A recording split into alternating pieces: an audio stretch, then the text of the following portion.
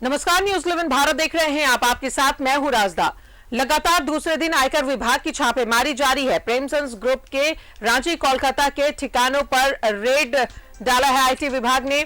दूसरे दिन भी अधिकारी खंगाल रहे हैं दस्तावेज। कल छापेमारी में करोड़ों रुपए नगद मिलने की खबर है।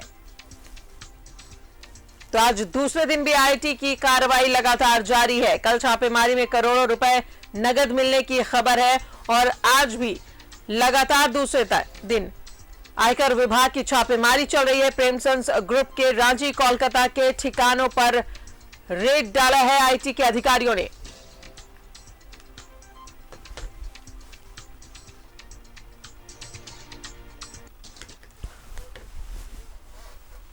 और ज्यादा जानकारी ले लें, सहयोगी दीपक हमारे साथ मौजूद है। दीपक, अभी क्या कुछ चल रहा है, क्या हलचलें वहां पर नजर आ रही हैं? आप इस वक्त है कहां मौजूद? जी बिल्कुल, मैं बता दूं कि मैं इस वक्त प्रेमसंस ग्रुप के जो ओनर है पुनीत पोद्दार, उनके नवनिर्मित आवास के सामने है। और जिस तरह से लगभग 24 घंटा से अधिक समय से आईटी की टीम की जो छापेमारी है वो जारी है। राजधानी रांची के अलावा पश्चिम बंगाल में भी आईटी की दबिश जारी है। और प्रेमसंस ग्रुप के ओनर पुनीत पोद्दार हो या फिर बड़े कारोबारी बाबूलाल प्रेम कुमार हो, इनके अलग अलग ठिकानों पर कल सुबह अहले 5 बजे से ही लगातार छापेमारी चल रही है आईटी की। और आज भी आईटी की छापेमारी कंटिन्यू जारी है। हम इस वक्त मौजूद है, उनकी तस्वीर आपको दिखाना चाहेंगे कि ये जो एक नवनिर्मित जो भवन बनाया जा रहा है, लग रहा है ये कोई होटल का स्ट्रक्चर के तौर पर इसे डेवलप किया जा रहा है। हालांकि अब बन के तैयार होगा तभी पता चलेगा कि ये होटल बन रहा है या फिर रेसिडेंशियल आवास बन रहा है। लेकिन जो आलीशान मकान बनाया जा रहा है ये प्रेमसंस मोटर के जो शोरूम है उसके जस्ट अपोजिट में ये बनाया जा रहा है। और ये एक बड़ी रिहायशी इलाकों में ये आवास बन रहा है। आप तस्वीरों के माध्यम से देख सकते हैं कि पुलिस के जवान है वो यहाँ पे है और अंदर आईटी के टीम मौजूद है जो लगातार पूछताछ कर रही है और तमाम तरह के जो दस्तावेज है उसे खंगाला जा रहा है। कल से ही जो छापेमारी है वो लगातार जारी है और अलग अलग ठिकानों पे छापेमारी हो रही है। प्रेमसंस मोटर के जो ओनर है पुनीत पोद्दार के आवास हो या फिर जो प्रेमसंस मोटर के जो शोरूम है या फिर उन जो सर्विस सेंटर है, उन तमाम ठिकानों पर छापेमारी चल रही है।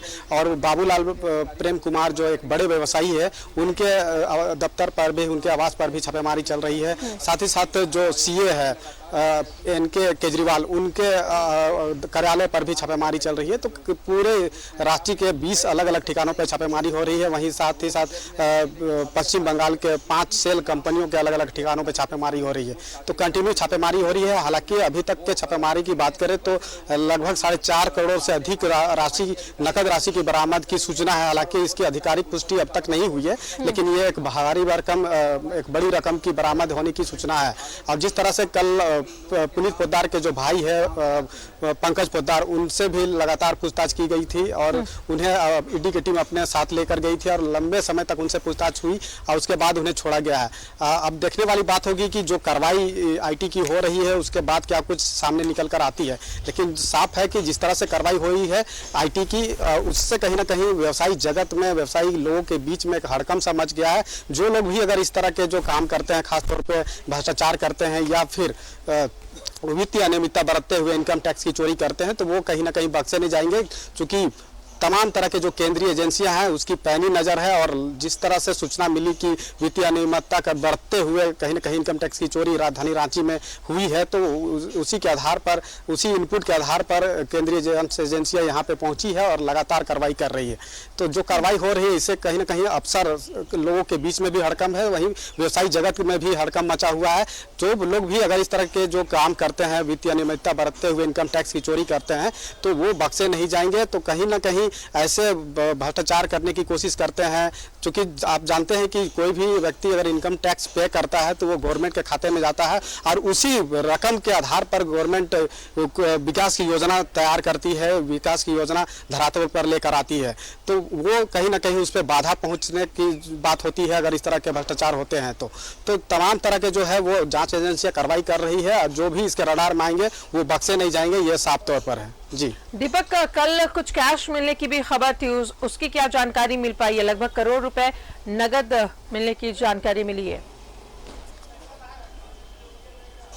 जी बिल्कुल, कल जो अलग अलग ठिकानों पे जब छापेमारी हुई है तो उसमें ये बात सामने आया है कि भारी भरकम मोटी रकम कैश बरामद हुई है। और अगर वो कैश बरामद हुई है और वो ब्लैक मनी है तो उसी ब्लैक मनी को व्हाइट मनी में कन्वर्ट करने की कोशिश कहीं ना कहीं सेल कंपनियों के जरिए की जा रही थी, इस तरह की सूचना है। और उसी के आधार पर पश्चिम बंगाल के अलग अलग 5 सेल कंपनियों के ठिकानों पर छापेमारी हुई है। क्योंकि जो भी रकम खासतौर पर अगर वित्तीय अनियमितता बरतते हुए अगर टैक्स की चोरी होती है तो वो ब्लैक मनी ही माना जाता है और ब्लैक मनी को व्हाइट मनी में कन्वर्ट करने की हर संभव कोशिश की जाती है। और उसी के तहत जो है आईटी की टीम ने भी छापेमारी की है और कार्रवाई लगातार जारी है। कल सुबह लगभग 5 बजे से ये कार्रवाई शुरू की गई थी, जो अब तक जारी है, जो 24 घंटा का अधिक समय बीत गया लेकिन जारी है। मजदूर भी मुझे दिख रहे हैं, वो अंडर कंस्ट्रक्शन है जहां पर अभी आप खड़े हैं, क्या अभी भी वहां पे काम चल रहे हैं, मजदूर लगे हुए हैं?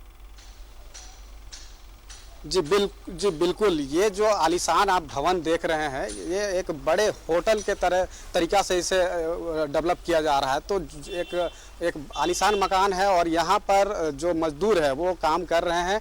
चूँकि ये अर्धनिर्मित है और इसमें लगातार काम चल रहा है, वो काम में किसी तरह का कोई बाधा नहीं है, काम चल रहा है। लेकिन इनकम टैक्स की जो टीम यहाँ पे पहुंची है वो तमाम दस्तावेज और पूछताछ कर रहे हैं, तमाम दस्तावेज को खंगाल रहे हैं। वो काम पर किसी भी तरह का कोई बाधा पहुंचाने की कोशिश नहीं कर रहे हैं। उन्हें सिर्फ और सिर्फ ये जानना है कि वित्तीय अनियमितता किस तरह से बरता गया है और किस तरह से इनकम टैक्स की चोरी की गई है। उन तमाम चीजों को खंगाला जा रहा है। अगर सही तरीका से अगर यह बिल्डिंग बन रहा होगा और किसी तरह के इनकम टैक्स की चोरी नहीं की गई है तो उस पर कोई कार्रवाई नहीं होगी। लेकिन बिना इनपुट के इनकम टैक्स जो छापेमारी है वो नहीं हो रही है, वो इनपुट के आधार पर ही वो छापेमारी कर रही है। और अगर इसके रडार में अगर लोग आते हैं, अगर वो व्यवसायी हो या कोई भी लोग हो तो वो बख्शे नहीं जाएंगे, उस पर कार्रवाई होगी और कानूनी कार्रवाई के तहत वो जेल भी जा सकते हैं, ऐसा प्रावधान है। चूंकि आपने देखा होगा कि जिस तरह से ईडी की कार्रवाई हुई है और कई लोग सलाखों के पीछे पहुंच गए हैं, जिसमें एक निलंबित IAS अधिकारी पूजा सिंघल सलाखों के पीछे है और कई रडार पर है, कई अफसर जो है उनसे लगातार ईडी की टीम पूछताछ कर रही है।